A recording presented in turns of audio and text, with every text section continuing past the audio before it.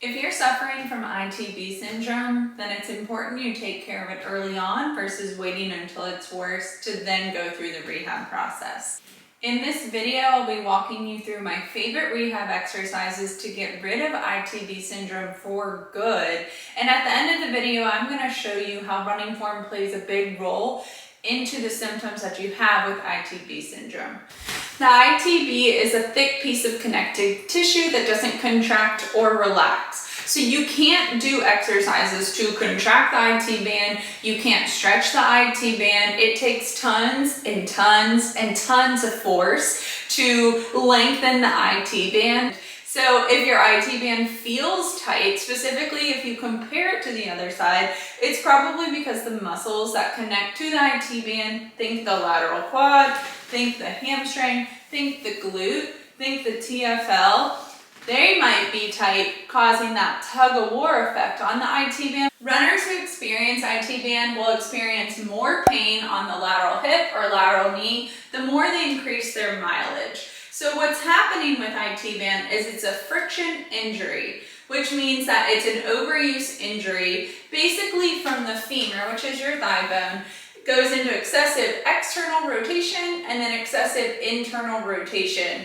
And it doesn't have that stability to control the external rotation to the internal rotation, which creates a lot of friction on the outside of your knee or hip, and that causes inflammation, which leads to the symptoms of IT band. So if you've looked up exercises for IT band, which I'm guessing you have because you're on YouTube searching to get rid of IT band syndrome, then I'm sure you've come across strengthen your gluteus medius, do these clamshells, do these side steps, and maybe you've tried them and they have not worked, and you're just really confused and you're looking for more answers to get rid of it completely. The reason that the gluteus medius exercises don't work, yes, they can help with the pain, but they're not going to fix the source of the pain, is because the gluteus maximus is the muscle that you want to address in your rehab exercises, because the gluteus maximus muscle is the one that's going to control that external rotation to the internal rotation.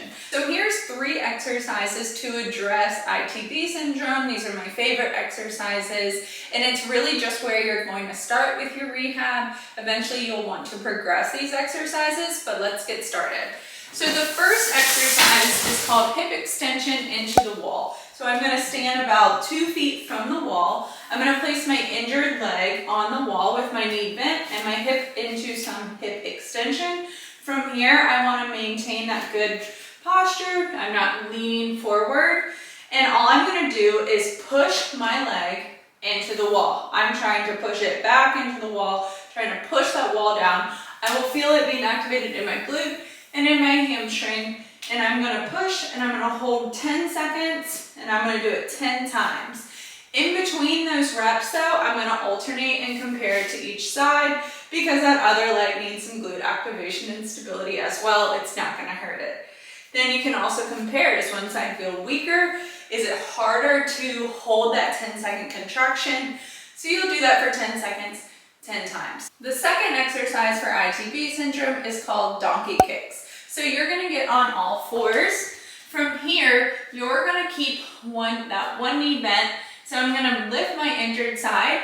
I want to keep my back flat. I don't want to arch it in. And I'm going to keep breathing as I do this exercise. So you're going to lift one leg up, keeping that knee bent, and bringing it back down. You do not want to rotate your pelvis as you lift that leg up. And you also don't want to overarch your back to lift that leg up. You're just bringing that knee to hip height. Pelvis and hips stay facing towards the ground and slowly back down. So this is a stability exercise, which means you need to work on control and slowly go through the exercise. Okay, so you're going to lift your leg up. Your bottom of your foot stays facing towards the ceiling at the top and down. Lift up and down. You're going to go through 3 sets of 10 for each side. Again, it's not going to hurt you to do the other side. If anything, it'll give you comparison for how that side is doing compared to the other side. Good, and those are donkey kicks. I have one more exercise and then we're going to get into how the running form plays a role in your ITB syndrome. So So the third exercise is plank hip extension. So you're going to be in a plank position. And this is the best exercise to target glute max stability. So plank position for starters, modify on your knees. From this plank position, you're going to keep your knee straight, lift your leg up so my foot's at about my butt height, maybe a little bit higher, and down. What I'm not doing again, I'm not rotating my pelvis, I'm not overarching my back. I'm just focusing on lifting and lowering my leg, slow and controlled. And then I'm gonna go ahead and do the other side. So with this one, you can do 2 sets of 10, modify on your knees if you need to. So how does this play into your running form? When you're running, if you are overstriding, which means when your foot hits the ground, your foot is hitting the ground way far out in front of you versus ideally pretty close to being under your center of mass. So if your foot's hitting the ground way out in front of you, it's swinging way far ahead of you, what happens is when your leg goes into stance phase, as the other leg swings through, your glutes aren't going to stabilize like they should. That causes your knee to cave in and creates more pressure along where that ITB connects to the lateral part of your knee. So if you're overstriding, you're putting more force through your tissues, through your joints, and you have less stability in your glute max, which is what we want.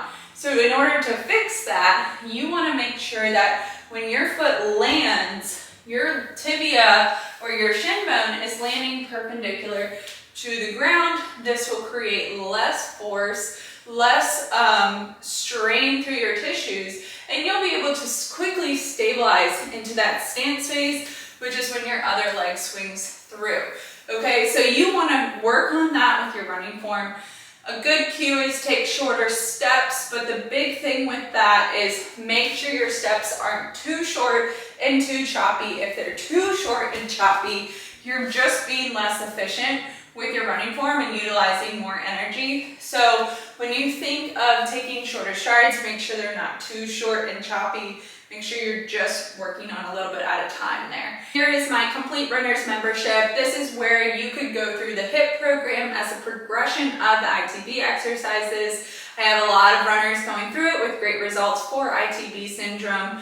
And ideally you want a plan to be able to progress to giving you that increase in hip stability into more weight-bearing activities. So when you're ready to get back into running, building mileage, building speed, those injuries aren't going to pop back up. Here you can subscribe to my channel, and here are 2 videos that you can go through next.